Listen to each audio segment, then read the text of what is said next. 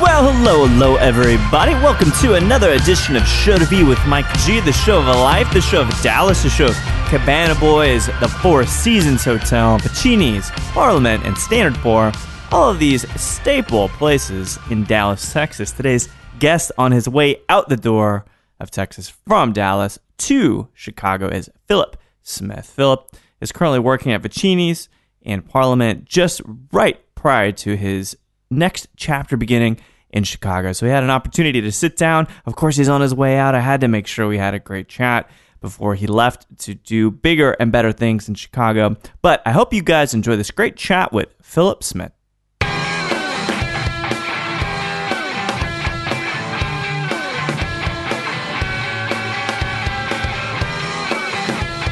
It has imagine like a Mezcal, but like dropping a bouillon cube in it and like having like that like really When you put it in the glass and stuff, could you actually see the fat kind of sticking to the yeah. Oh, absolutely. It was like crazy. It was so oily and milky and it was so cool. I love that we're getting being in Texas. It's nice because you get a lot of smuggled stuff.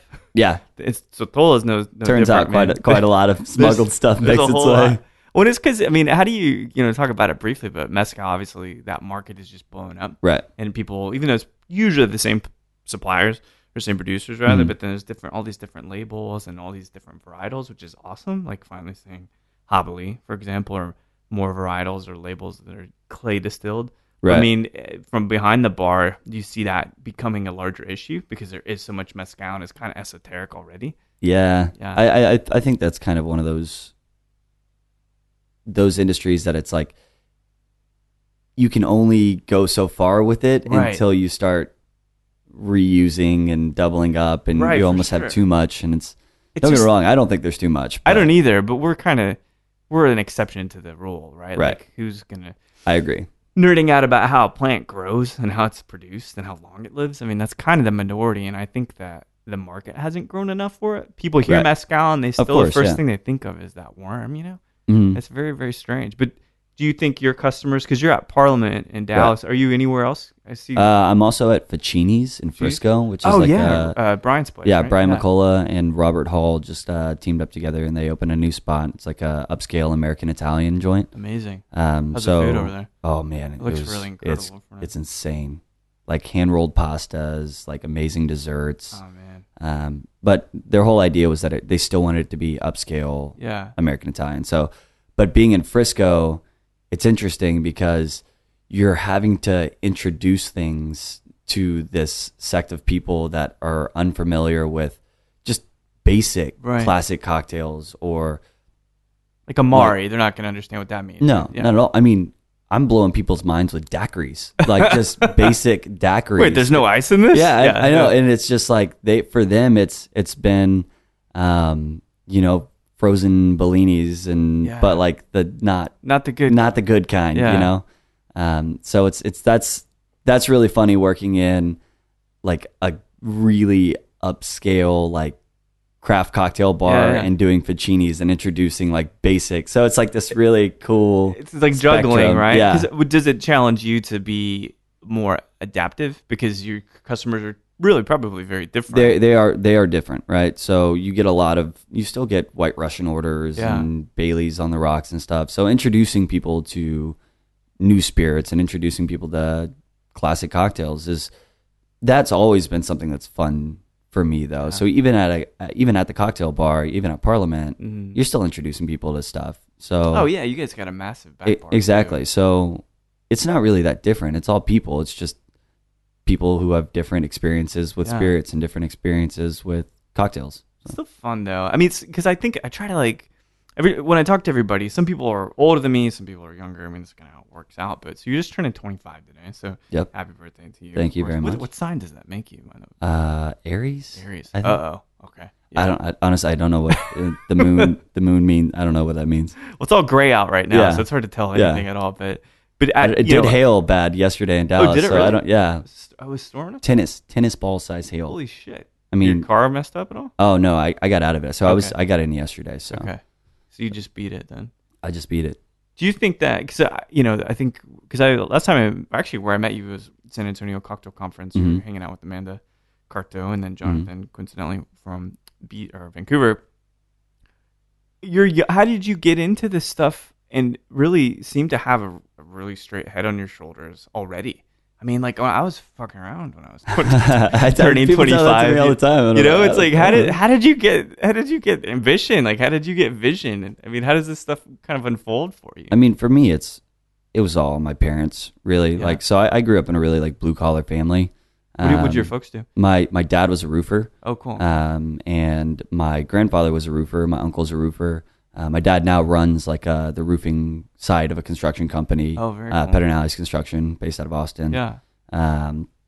But I did that for a couple summers. He put you to work. Yeah. Well, I got up on the roof. I knew for a fact that I wanted to go to college. Mm-hmm. So did your dad go to college? No. I'm the first one outside of my grandfather to go to college. Wow. Okay. In my family. And this is all happening in Austin, by the way. Oh, right? this is all Austin. Yeah. So I grew up here in Austin, and then I decided, okay, I want to go. I was actually going to run track in college. Oh, really? And then I was getting a lot of offers from like small schools. Mm-hmm. And then I just decided, you know what I want to do? I want to pick the school I want to go to. And if I run track, it's a bonus, right? So absolutely.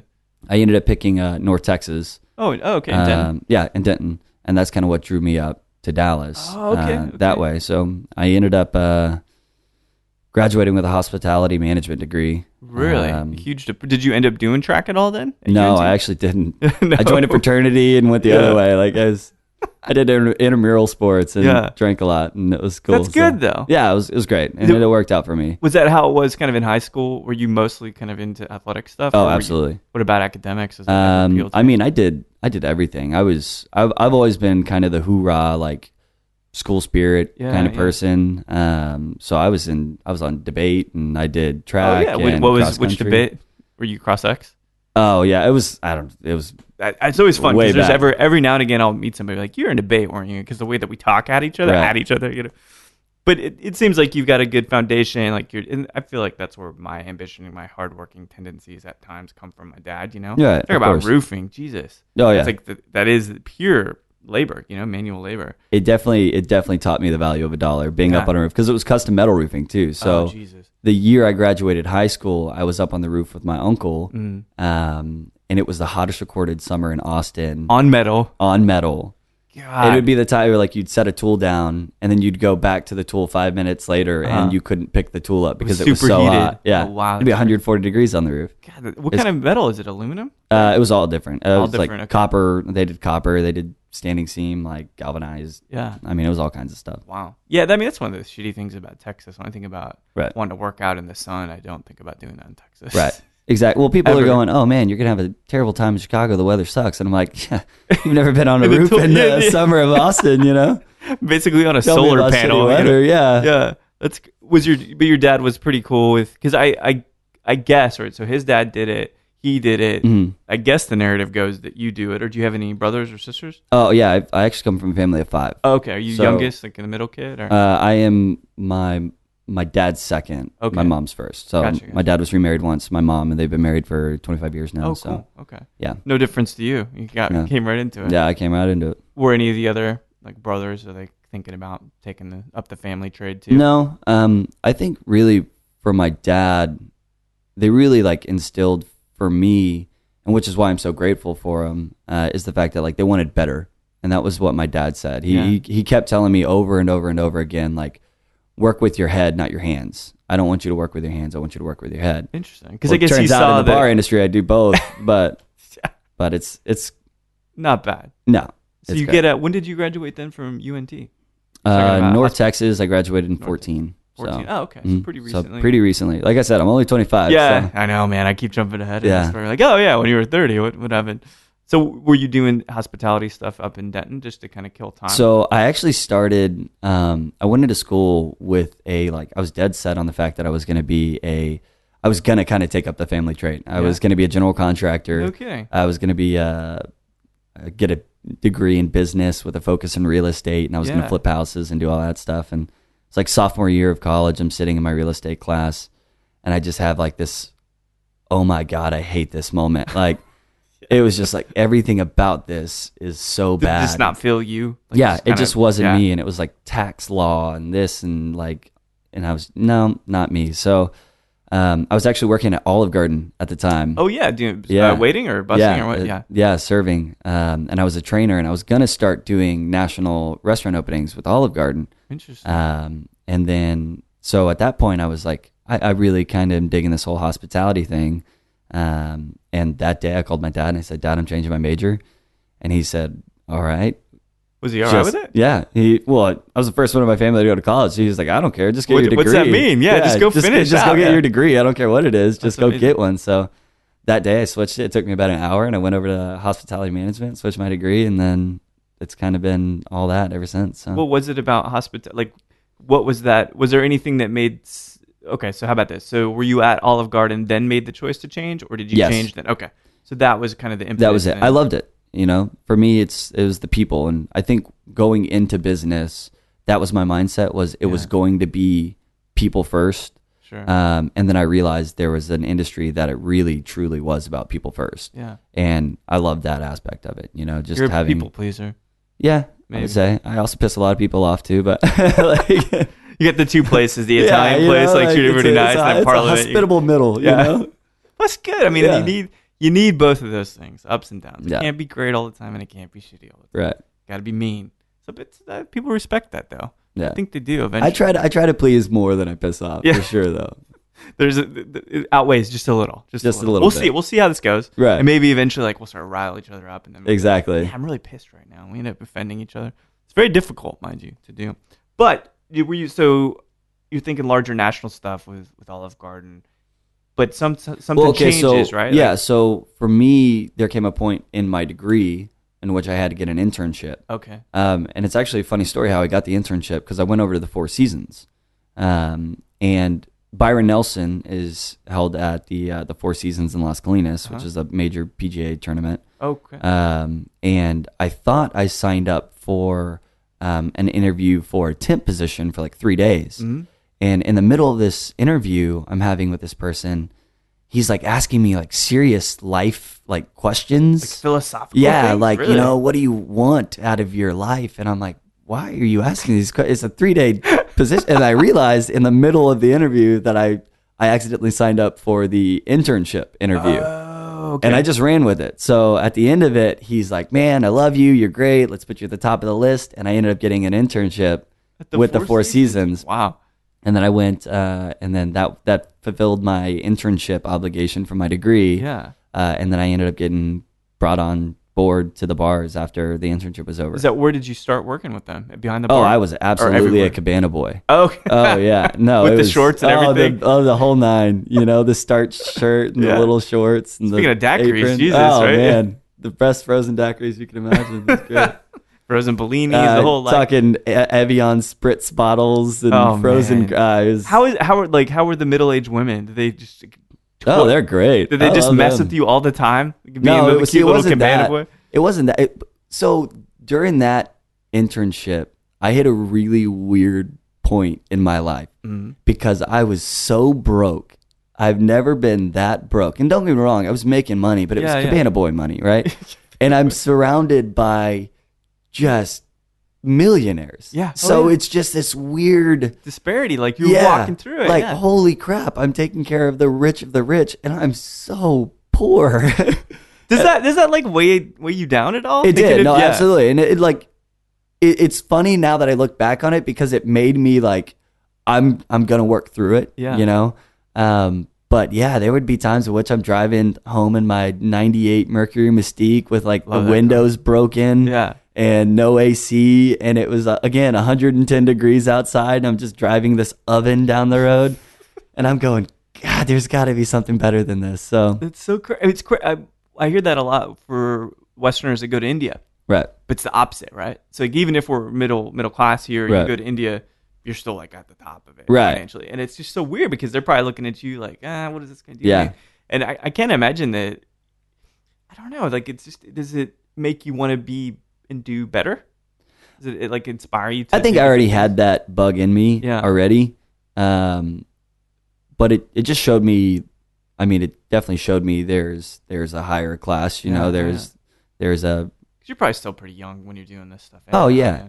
Yeah. So, I mean, I was probably 20, 21, maybe 20 when I went over there initially. And so as soon as the internship, I was picking up shifts all over the hotel.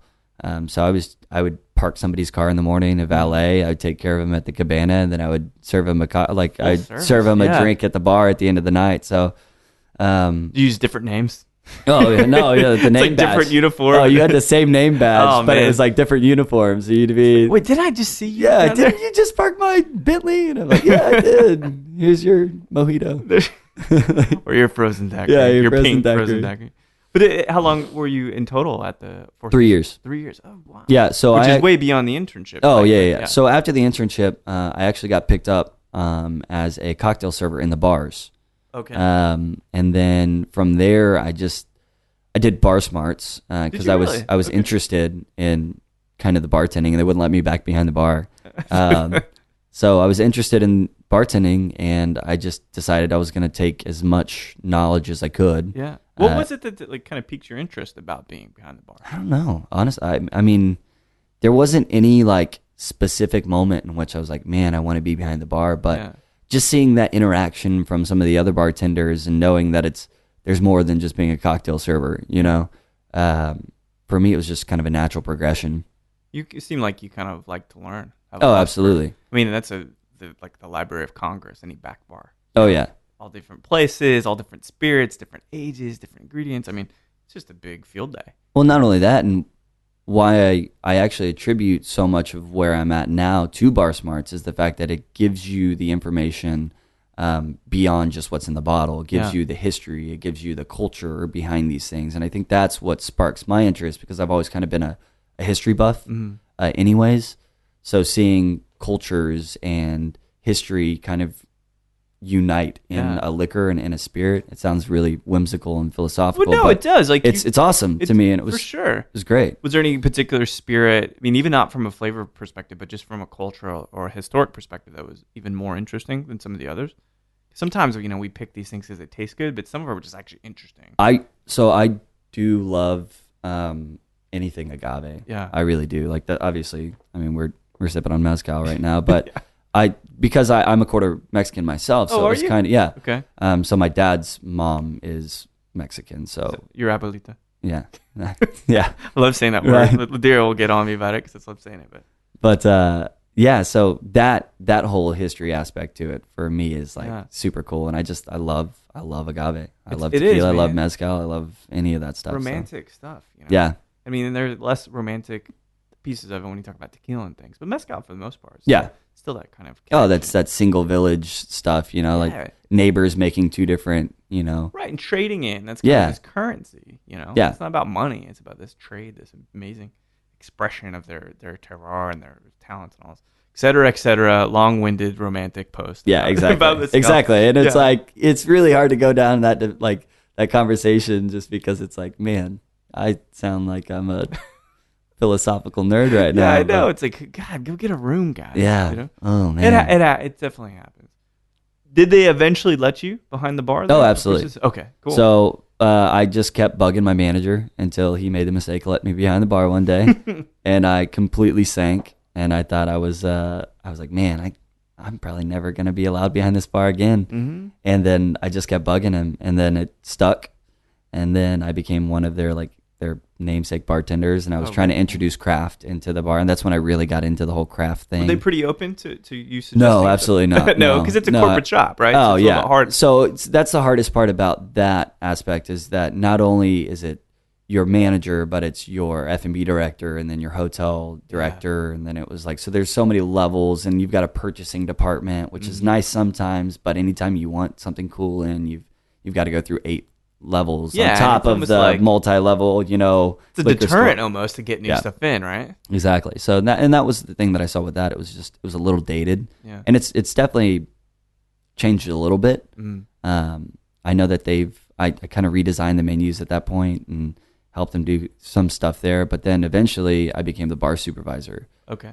So I went from cabana boy to bar supervisor, and that was my 4-season stint.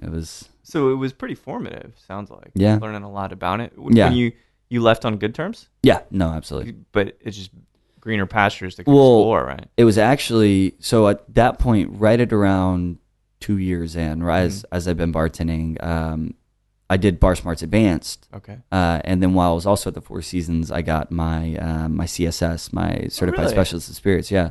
And that was because James Tidwell was a master som, and he really gave you a lot of leeway. We had tech som there. Oh, cool. Okay, that's right. Yeah, so I mean, so everything's set up. I mean, it's all around you. Exactly. You know?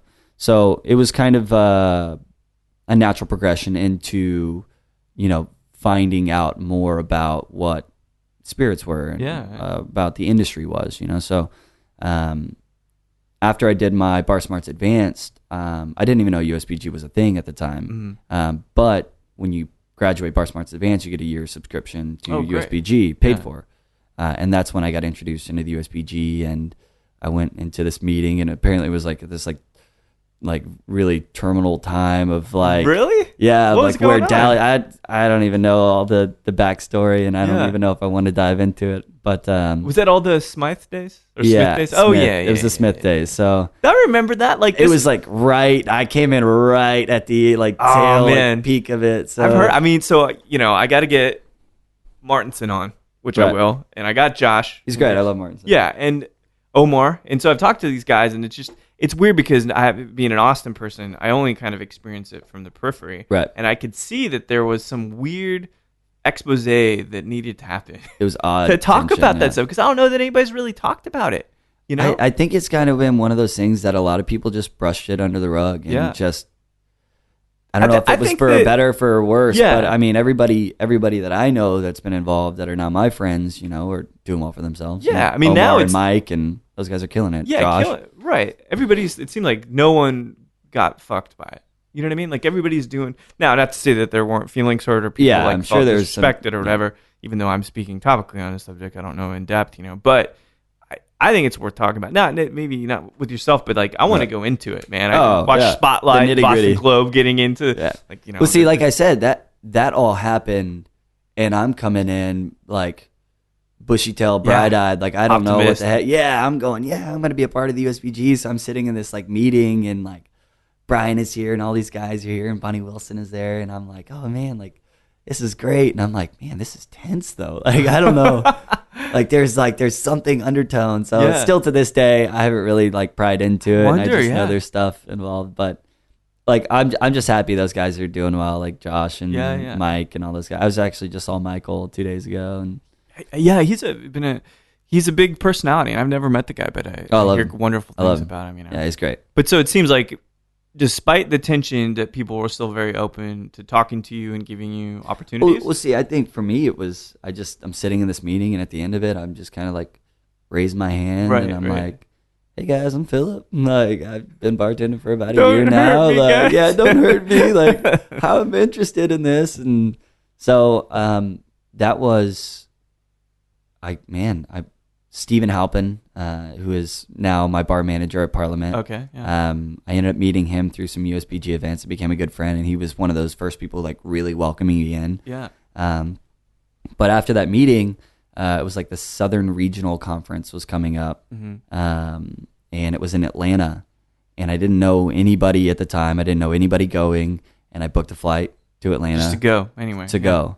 And I was like, if I'm going to be in this USBG thing, I'm going to go do it. So I went out there, and that was actually the first time that I really met Bonnie and Brian, was in Atlanta. No kidding, even though they're just up the street, basically, right? Well, it's 'cause I didn't know anybody. Yeah. So at this point, I walk into this random hotel, and I don't know anybody there, and I'm like, hey, I'm from Dallas. And you kind of see Bonnie and Brian perk up, you're from Dallas? And even though you guys are all in the same room. Who are you? So we ended up meeting, and I had a great time with them, and turns out afterwards, after the bar supervisor thing at Four Seasons, that's when Brian asked me to come on board at Standard Pour. So. Oh, no shit. Okay. So that was the next kind of step. That was the next step. What So year was this? This was pretty This recent, was just, a year and a half ago. So. Man, it's been a pretty...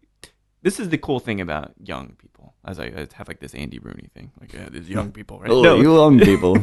What's the deal with pocket change? I hate pocket change. No, I'm just kidding. But is that in a matter of, 2 years, the kind of momentum and the kind of growth that you have in the industry is so different at 24, 25, and then 30. Like, I have no idea. Like, there's no ceiling for you. Like, people didn't. That's a very interesting shift in the thought of bartending as a career, because this is an interesting concept we talk about a lot with these, but a lot of people just didn't respect it for a long time. Oh, of course. Like, well, you're just getting people loaded. But now you think about great cocktail programs at 5-star or 4-star restaurants, and it's a whole different business now. Right. So it's like you're making good career moves in your early 20s for this thing that people undervalued as a career. It's just, for me, I love it. Yeah. For me, it's like, that's bringing up Chicago again. That was my idea behind Chicago. It wasn't the fact that I'm not happy. It wasn't the fact that I'm not established. I have a great friendship group here. My family's in Austin, but for myself, it was like, let's take yourself out of your comfort zone and go jump into a new city and see if you can sink or swim. Like, yeah. So we get Standard Pour, then Parliament. I went over to Parliament. So after Standard Pour, I worked there for a year. By the way, an incredible bar. It's still my family. Like, I absolutely love Standard Pour. And again, left on good terms. Yeah. I'm sure. I don't suspect there's going to be any big drama with you exiting these places. Well, let's hope. Yeah. Well, they'll just be like, all right, well, he's off to learn again, guys. Right. That was a move that I went to Parliament for. Yeah. So I went to Parliament. They had a little more of an intense cocktail program there. Eddie Lucky Campbell, he was like kicking off his like molecular program. Yeah. So these were all things that were just kind of. There's a $7 Ramos on the menu, for happy hour. So it's amazing. You don't just like roll into those places and not like learn a little something. So that was kind of the next move there. And you would say you learned a whole lot more, like a perfect next chapter? I think it was a good transition period for sure. I think I learned a lot about running like that style of cocktail bar, and the people behind that stick are incredible. Those are some of my best friends, Drew Garrison and Stephen Halpin, and Jesse Powell came on at the same time I did, who is he was running a couple different programs too, and Charlie Tips, like great staff, awesome people too. So well, let's take this opportunity because we're gonna talk about Chicago. I gotta say, where the hell did Chicago come from? Although there's amazing stuff. Oh yeah, but so we're to touch on Mezcal just briefly.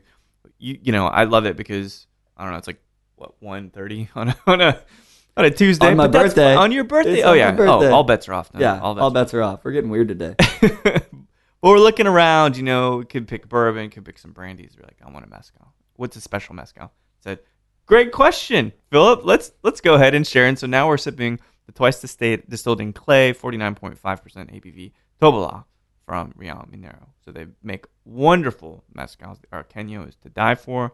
They have a Largo that's wonderful, Karwinski, I believe, varietal. But this guy is funkier and more wild than those other ones. What do you think? That's awesome. I'm right there with you. I actually just tried it for the first time. I just took my first sip of it. Oh, cool. Yeah. It's lovely, man. That's really good. That's the thing is that's what the hard part about Mezcal is becoming, is that I have tasted very few bad labels. You know what I mean? Right. Most of this stuff's pretty fucking good. Some of it I like less than others, but overall, anything coming from Real Minero, Recant, obviously Del Maguey, it's all this is what's so cool about it for me too right now, is that there's so many things for me left to try. Like, I've never tried this. Yeah. And like, and when it comes for my pursuit of like my knowledge, it's like I'm looking at this thing, and I like Charlie Tips at Parliament. Like, he's our tequila guy. He's our agave guy, right? So for me, I'm going, I just want to get my hands on it. I still want to learn about it. So for me to you have a hell of a Mezcal selection, by the way. Man. Yeah, it comes with the age, I think. Oh, if it's been a bad week at work, what am I going to do? Oh, another bottle of Mezcal. Throw it on the fire, guys. No, but I envy that because unfortunately, whether it's love, whether it's music, whether it's movies, where you progress, you get just a tad more skeptical, I think. And I don't know if it's because you define your palate more, if you talk about spirits, or if you define your tastes more, talk about movies and film and stuff, or movies and music, but it's just different. So like you have this amazing moment in time right now where you are immersed in all this amazing stuff, and you could not have said it better. Like you just want to try it all. Yeah, it's amazing. That's it. Because think about the other part of that narrative, or the inverse of it, where you meet so many people that have been in this industry a long time, like, I don't want to even want to try that. Yeah. That happened, right? I've seen that. Yeah. And I like, that's, man, I really hope I never get cynical like that. Like, I hope not. And it's not even a bad thing. Like, I see some of the older guys, and don't get me wrong, I love all of, I have a lot of mentors, you know, here. Yeah, being young, it's easy to like catch on to somebody and just hang out with them, you know, so. But you kind of see that. Like, I'm still, and in no way do I consider myself a veteran. I'm not. Right. So for me, there's still so much to try and so much to venture to and check out, you know. The world is your oyster, man. Like, seriously. Why not? I sound like some kind of like forlorn old man on a seaboat or something. But, but you got to go see the world. Like, don't just sit and watch it happen. Although it's funny because I'm not really that old. You're really not that old. That's what I have to remind people. They're like, "Oh, you make me feel so old," and I'm like, "Get over yourself." I dealt with like rich old people at the Four Seasons all the time. Like those people were old. We're not old guys. Like where they won't even like look you in the eye because they would never know how to deal with the help. Yeah, you know? exactly. That's always difficult. But so it seems like you're building up a wonderful resume. Obviously, the Four Seasons being this really formative stint. You have Bar Smarts Advances at the second layer. And then you get USB membership, all this stuff. Like the plot is thickening. So you do Standard Pour, you do Parliament. And all of a sudden, because, of course, your insatiable lust for education will never be quenched. Now Chicago. Yeah. So how did that come about? So Chicago became a thing.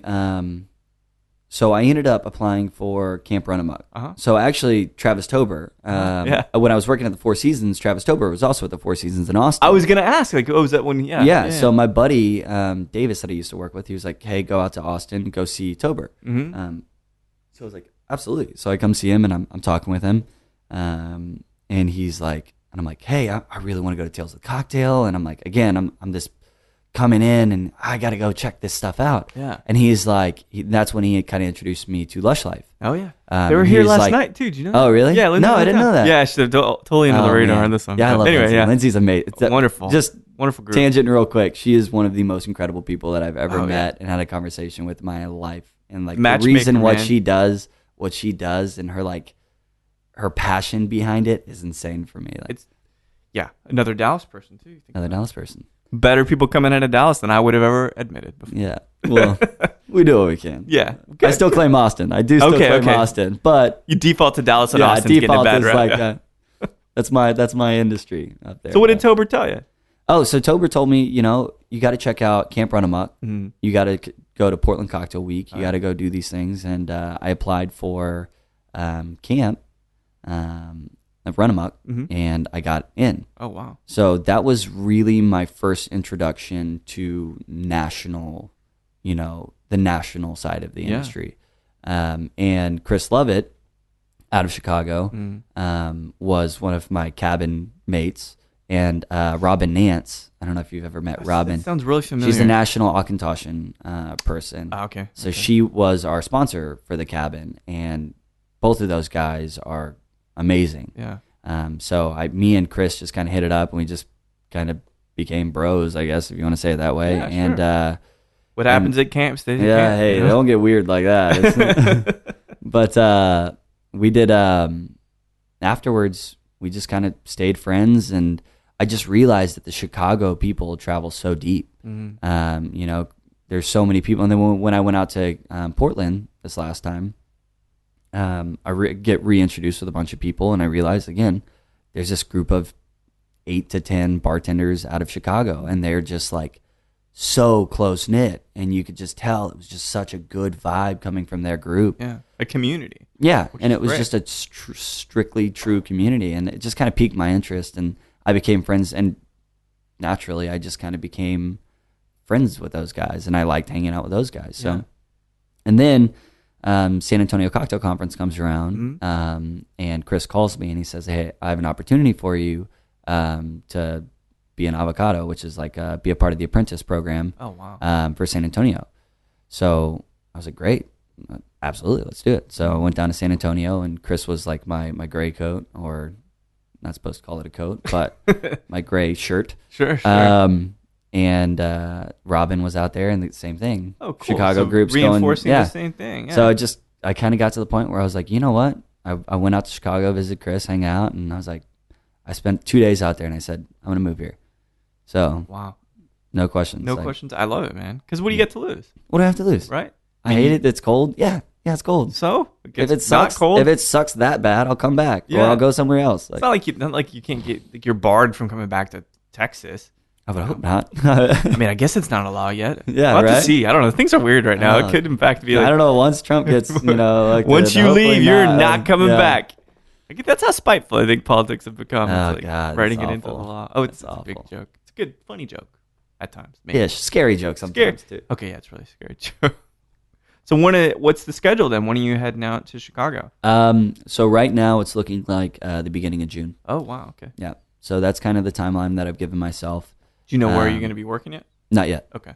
So it really is kind of one of those things where it's like, we'll figure it out when we go. Yeah, I like But hopefully I'm going to get some resumes out this week. Mm. And I know there's so many places out there that obviously I'm not probably going to roll right into the creme de la creme up there, but at the same time, that's not even what you're going out there for. I just want to experience something new. So going out there, hopefully get involved pretty quick. Yeah. And roll into it. So let's assume, I mean, I know everything's going to work out well in Chicago. Who knows what kinds of things you're going to get into, what kind of trouble. Hopefully lots to write a novel about when you're older. I'm sure it'll be plenty of trouble. I hope so. Yeah, man. There's got to be some trouble. I know, man. Those late night dive bars. Owl, Flatiron. There's some cool bars out there last time. I spent more time in the dive bars than I did at the great, awesome bars when I was out there. But that's how it happens, Like that was great. You're around cocktails all the time. Sometimes you just give me some freaking give me bourbon, a pony, man. Yeah, give me a shot. Yeah, shot of Granddad and a pony. Exactly. I'm solid. Perfect. So I'm just wondering, where, God, and I swear this won't turn into a Four Seasons interview, but you got 5 years till you're 30. You're going to be putting a lot of time into Chicago. I think it's going to be great. Who knows? You might end up in New York, Portland, wherever. But ultimately, do you have any long-term end game? Do you want to have a brand? Do you want to have a bar?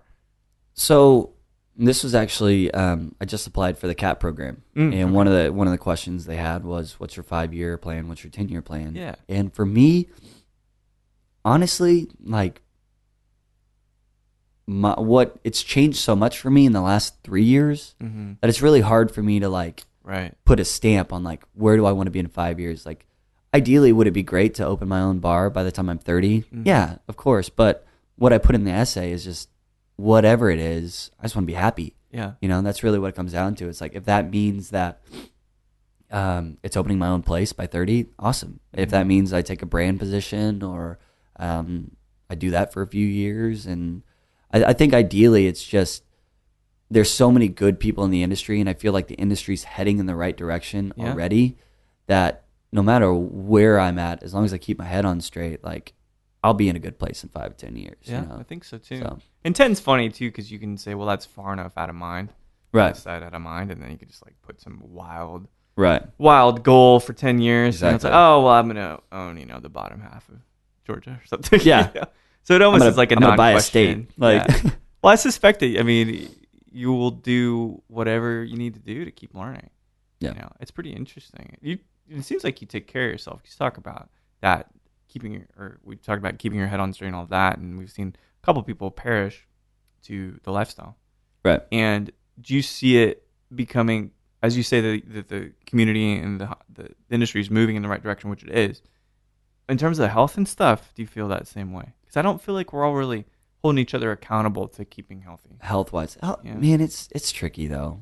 We beat the crap out of our bodies. Yeah. And it's just one of those things where I'm typically falling asleep at 5 a.m. in the morning and waking up at 11:30, and it's maybe I had a drink after work or something like that. And it's but I think in reality, it's there is, I've seen a couple different programs and stuff, and at Portland Cocktail Week and at Tales of the Cocktail, you'll see these seminars that they're giving about yoga, or they're giving about just healthy living behind the bar. And so I think it's one of those things that you have to take into perspective and you have to take into consideration because like there is a longevity factor to this, and I've seen people that have been burnt out, and I've seen people that dabble into the wrong stuff, and then the next thing you know, you're head down the wrong path. And yeah, I mean, people are passing. I mean, this is finally kind of the first wave of people dying from this lifestyle. Not that it hasn't been happening for a long time, but at least in terms of how it's covered, like you hear about it now. Yeah, it's really strange. It's sad. It's really sad, and because it's like there's good people. It's just they're good people. There's no better people in the world than the industry. Yeah, I'm a firm believer in that. No, I agree. So. Yeah, absolutely. Anywhere in the world, anytime. Yeah, that's what's so cool about it is you can go anywhere in the world and do it. Yeah, and there's good people all over the place. Always. So is your dad stoked you're going to Chicago? Dad's excited. Mom is like freaking the hell out. Why is she? She's like, my baby's gonna be gone. Oh yeah, she's not. For her, it's like one of those things that she told me when I first brought the idea up, and she could tell I was pretty serious about it. She's like, I'm going to send you the articles of all of the shootings in Chicago every day until you decide like not to. And I'm like, Mom, like it's a big city. Like, again, it's one of those guys who are convincing a mom. Yeah, like, it's fine. Moms fear you into stuff. Like that's their job, or they guilt you, that's the one that's really hard. Yeah, that's the tough one. It's a tough one. But like I said, my parents are they're incredible people, and they just want all of my siblings and myself to do better for themselves, so they know that my aspirations don't die with, just bartending. My aspirations are much bigger than that, whatever they may be, in the future. Well, I mean, you're learning operational stuff, you're learning P&Ls and all that. Exactly. So that's good, man. It's great that you've got that support. And I think I don't know, man. It's just wonderful to hear that because some of us have great support, and I admit I do from my parents. But it's good. I'm glad you're going to be doing Chicago. I'm sure that's not the end of it. There's no way. No. So it's been brilliant chatting and sharing some Mezcal with you. You having a send-off party or anything? Oh, yeah. Oh, yeah. I'll end up having a big party, probably mid-May. Yeah. At the Standard Pour because Parliament's just not big enough to fit everybody I'm planning to invite. So it's amazing, man. Yeah. Well, good luck on it and Godspeed. I think it's going to be a good move for you. Chicago is a wonderful town. I just got to buy some like snow boots and like a couple extra jackets. People are like telling me like strategically, like, okay, you got to get like this jacket with like the under armor and all that stuff. So dude, it's great. I look forward to it. It's gonna be great. So thanks for chatting, man. Of course, man. Well, there we have it. Another great chat, this time with the driven, the ambitious, the sign of hope in this industry, Phillip Smith of Parliament and Vicini in Frisco. I hear wonderful things about it, and for some god-awful reason, I keep missing happy hour every time I'm in town. But again, the kinds of personality traits, the kinds of career-centric decisions that Phillip is making at such a young age gives, again, a lot of credence to the fact that being a bartender, being in hospitality, making cocktails is no longer fast fashion. It can absolutely be a career, and there's so much potential in this industry and so many things we haven't even started to do yet. So it's amazing that at such a young age, Phillip is so engaged. He's engaged with Lush Life activities, whether it be Camp Runamok, Portland Cocktail Week, the Bar Institute. He's a member of the USBG. Of course, I'm sure when he's shifting his career into that next chapter in Chicago, he'll be a member there as well. But he's part of the society, and he's learning, and he's thirsty for knowledge, and he's not jaded. If nothing else, Phillip symbolizes the future. Yep, I'm going to go that direction and say that this kind of person, this kind of profile, driven, ambitious, wanting to make a career in this industry, it is just the beginning, and I hope we see more people like Phillip. So thanks everybody for listening to Show to V with Mike G. And no matter which old Forester label you happen to be sipping, what John Hamm movie you want to watch next, please keep dancing.